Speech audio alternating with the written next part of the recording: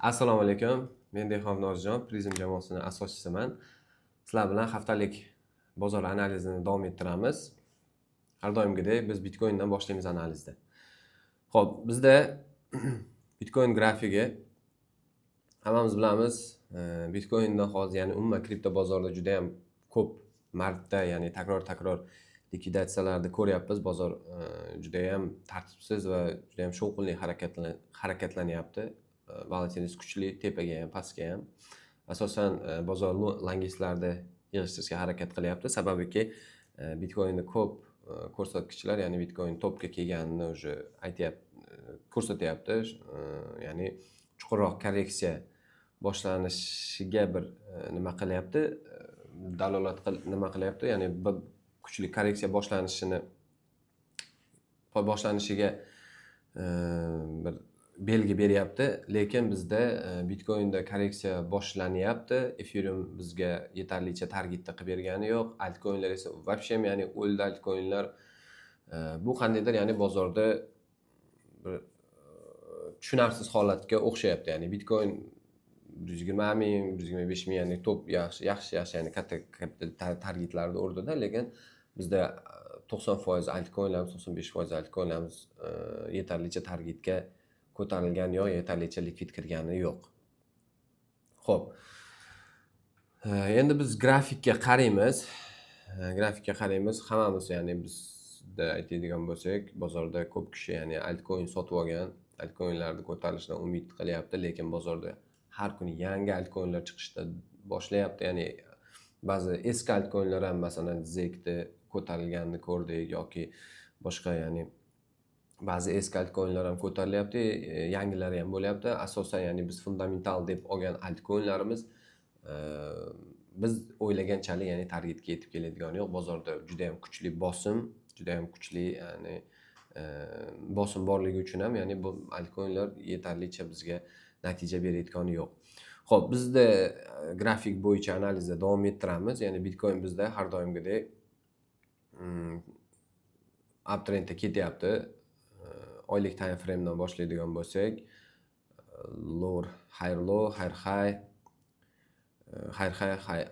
bu yoqda higher high bizda, ya'ni Bitcoin bizda qanaqadir, ya'ni bitta higher low'ni yasayotganga o'xshab ko'rinyapti. Oylik time frame'da bizda premium discountni olib beradigan bo'lsak, mana bu minimumdan mana bu maksimumgacha bizda premium va discount, ya'ni mana shu impuls bizda premium discount deydigan bo'lsak, ya'ni 100 mingdan pasti biz uchun discount zona hisoblanadi va oylik time frame'da bizda mana shu joyda FVG, ya'ni narxdagi bo'shliqni ko'rishimiz mumkin bo'ladi. Ya'ni Bitcoin, ya'ni bu bo'shliqqa hali yetib kelgani yo'q. Xo'p, biz Bitcoinda bitta qaraylik, botdagida Bitcoin o'sha bizda bo'shliqqa yetib kelgani yo'q. Ya'ni biz uchun, ya'ni oylik time frame'dagi bu FVG zona biz uchun support zona bo'lib hisoblanadi. Undan keyingi support bizdagi zonalarimiz 89 ming, 91 ming, 92 ming, 89 ming zona. Biz aytaylik, hali biz, ya'ni 74.500 lik minimumni buzmas ekanmiz. Biz bozorda hozircha, ya'ni bullish holatda bo'lib turamiz. Mana bu minimum Bitcoinga kuchli minimum bo'ladi, ya'ni mana shu trendda singanini belgisi bo'lib beradi. Bizga nima narsa muhim? Bu minimumni qanaqa qilib sindirishi muhim, ya'ni kuchli sindiradimi yoki kuchsiz sindiradimi? Va u sindirgandan keyin ham mana bu impuls, ya'ni mana bu FVG ga reaksiyasi bizga asosan, ya'ni muhimroq bo'ladi.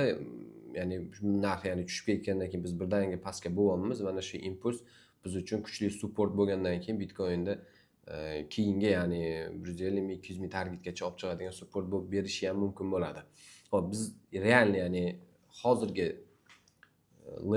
levellarga, ya'ni hozirgi urovnylarga qarab analiz qiladigan bo'lsak, bizda hali mana bu minimum olingani yo'q. Katta ehtimol bu minimum ham olinadi.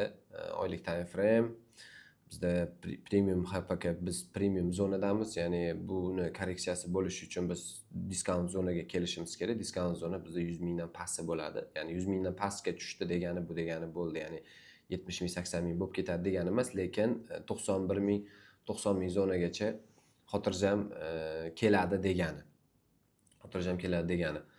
Xo'p, yana bir marta mana shu oylik nima bo'yicha olib qaraydigan bo'lsak, agar oylik candle'ni o'zini analiz qiladigan bo'lsak, bizda mana bu oyda minimumi ko'rinib turibdi va uning ichida FVG bor. Birinchi bizdagi qarashimiz mana shu FVG dan biz long qarash qilsak bo'ladi Bitcoinga.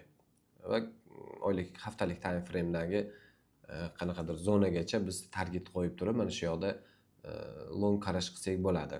Вообще-то bu chuqurroq agar korreksiyaga aylanadigan bo'lsa, Bitcoinga ya'ni o'rta muddat uchun eng qulay kirish zonasi 90 ming zona bo'lib hisoblanadi. Xo'p, Bitcoinda ya'ni o'tgan safar ham aytgandim, mana bu candle biz uchun order block candle, berish order block candle hisoblanadi degandim.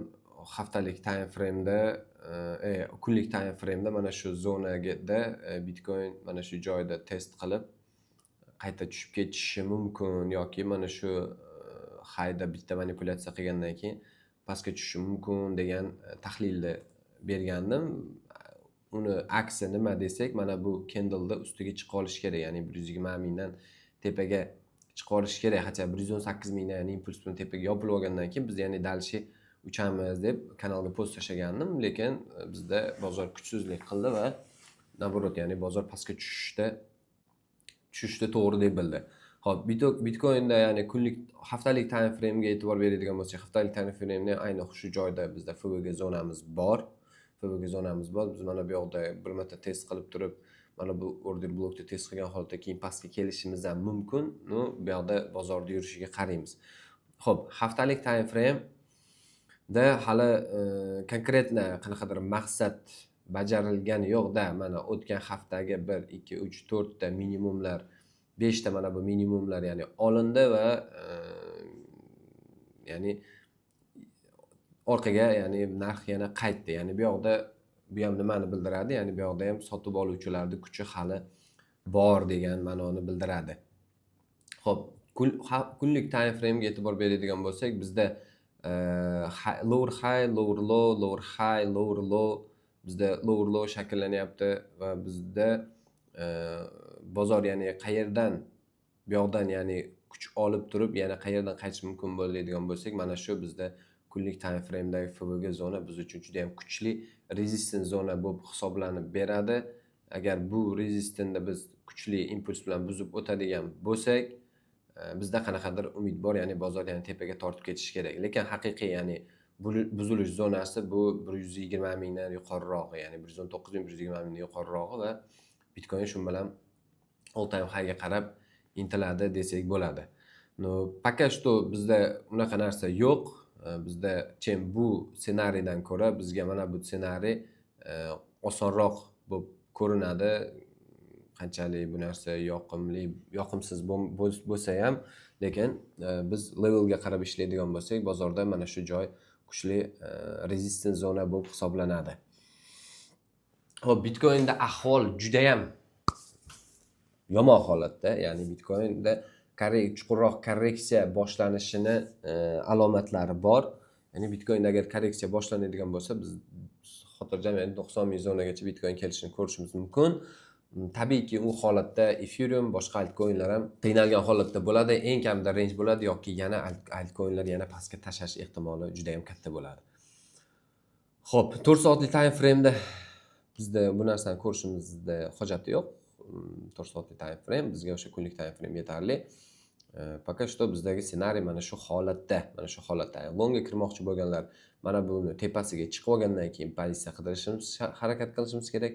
Shortga kirmoqchi bo'lganlar mana shu zonani ichida qanaqadir short yoki qanaqadir pozitsiyalarda fiksatsiya qilish mumkin bo'ladi.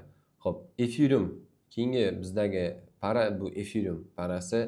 Ethereum bu 2025-yil juda ham ya'ni yaxshi nima bo'ldi. 2024-2025 boshidan bozor tushishni boshladi va tepaga ko'tarilishni boshladi va Ethereum yana bizda qiynalgan holatda, ya'ni bosim bo'lgan holatda Ethereum o'zini all time high'ini yangila olmadi. Mana bu minimumdan mana bu maksimumga agar biz tortadigan bo'lsak, Ethereumda discount zonaga kelib berdi. Ya'ni Ethereum qisman ya'ni bizda discount zonamizni test qildi va oylik time frame'dagi balansni 0.5 ni to'ldirdi. Ya'ni bu yaxshi narsa. FVG 0.5 bir oylik time frame'da FVG 0.5 bu juda ham kuchli support zona hisoblanadi. Agar Ethereum ajabi mana shu zonadan pastga tushib ketmasdan shu joyda agar akkumulyatsiya holatida bo'lib turadigan bo'lsa, bizda altlarda qanaqadir umid borki, bizda altcoinlar ya'ni sal bo'lsa ham tepaga harakatlanishiga, lekin Bitcoinda baribir ham unaqa kuchli ya'ni nima holat emas, nima deydi, yaxshi holatda bo'lmaganligi uchun efirga ham u darajada ishonch yo'q. Lekin grafik jihatdan discount zonani test qilgan, muhim bo'lgan support zonada turibdi. Deyarli Ethereumda oylik time frame'da kuchli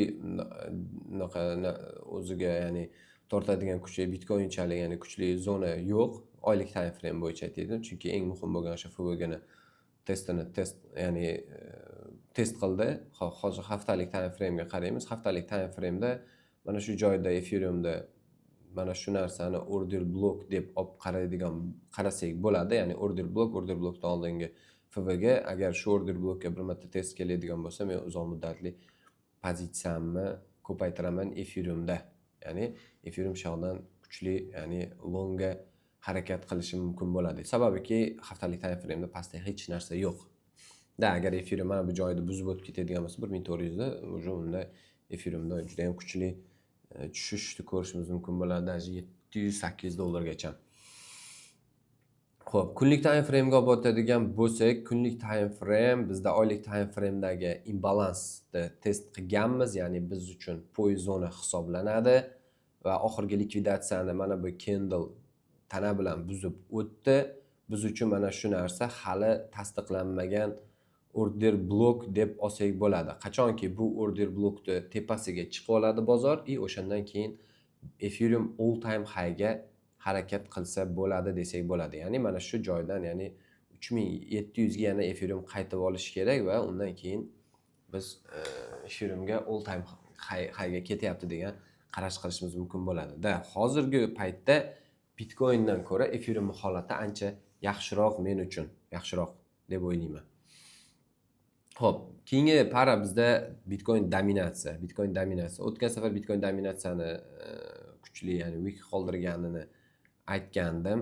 Bu weekda 0.5 ga test qilishi mumkin, chunki week poy zonani test qilib sirazi qaytgan va kuchli week qoldirgan. Shu weekda 0.5 ni test qilishi mumkin deb qaragandim, lekin bu darajada ishonmagandim, ya'ni bu weekda test qilishga. Lekin baribir ham dominatsiya weekda test qilishga, ya'ni uni to'ldirishga harakat qilyapti.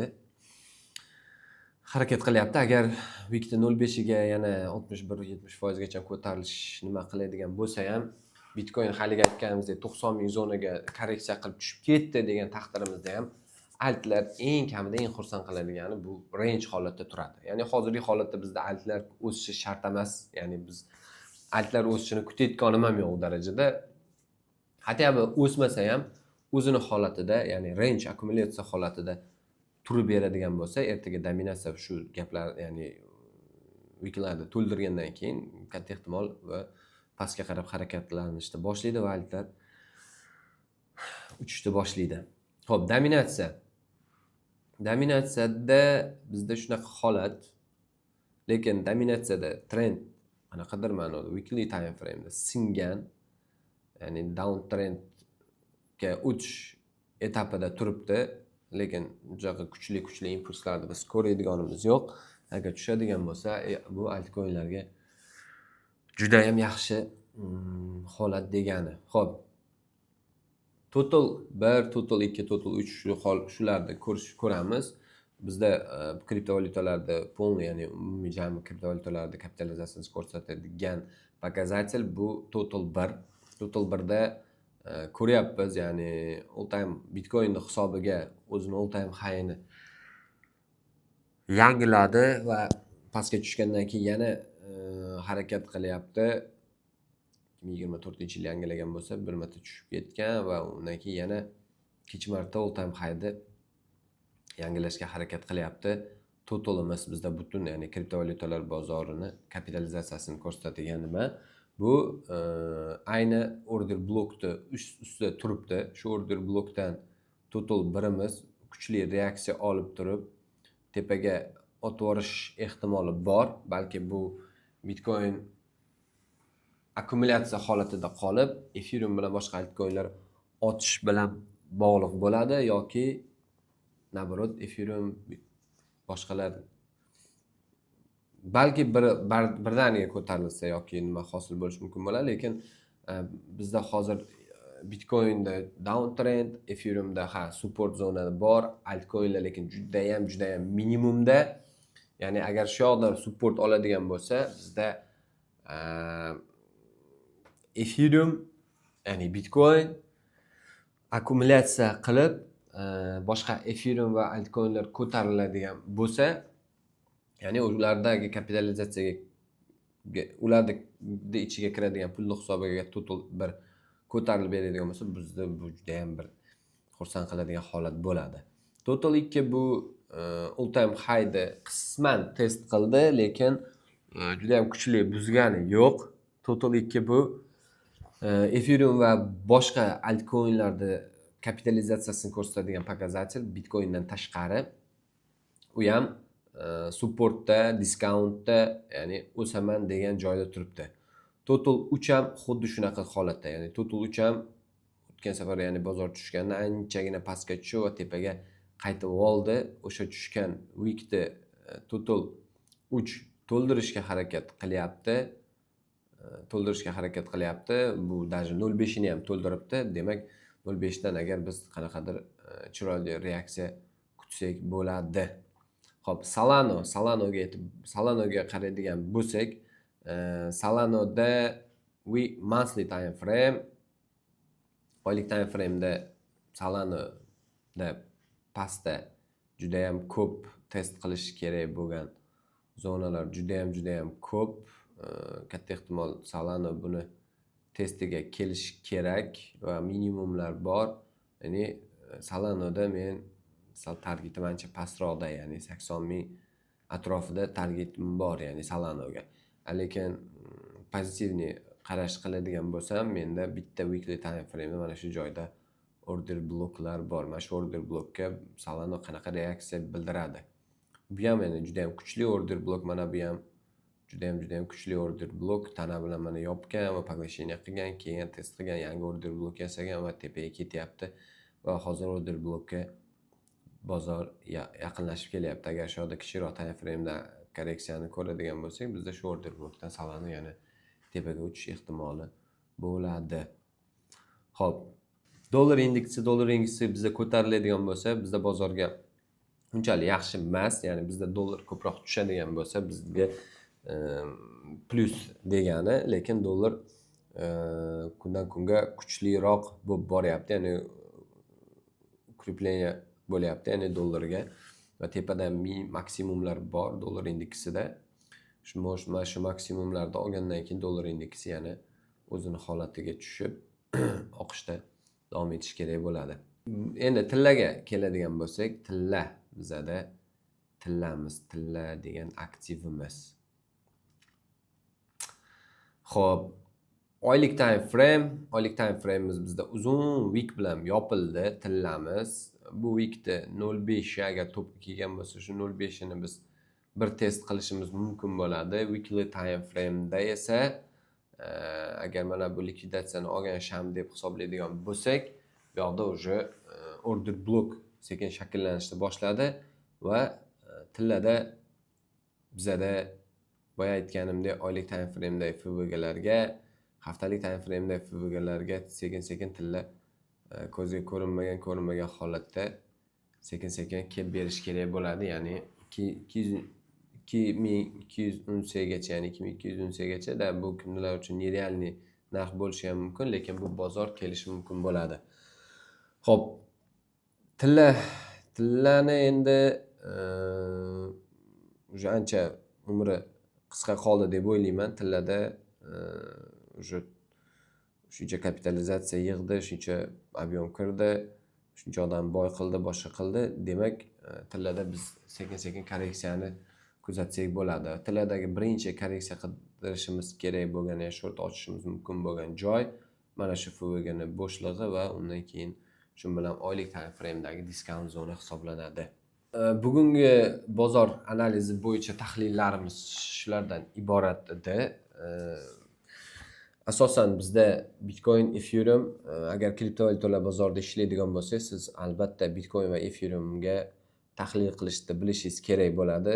Sababiki kriptovalyutalar bozori masalan qanday tuzilgan? Bitcoin bu bitta целый poyezd bo'ladigan bo'lsa, parovozi Bitcoin, undagi orqasidagi lokomotivlar deymizmi yoki vagonlar, bular qolgan Ethereum, altcoinlar, Solana, BNB, boshqa coinlar hisoblanadi.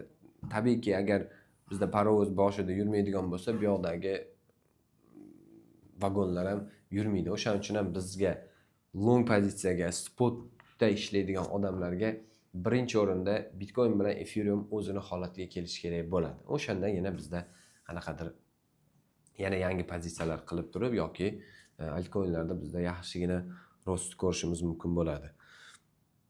Xo'p, bugungi bozor analizi shulardan iborat edi. Bizda bu analiz, ya'ni bozorda analiz qilish bo'yicha darsliklarimiz chiqadiganida, ya'ni bu hafta yangi darslikni kutib qoling. Smart Money'ni ikkinchi darsligi inshaalloh ertaga chiqadi.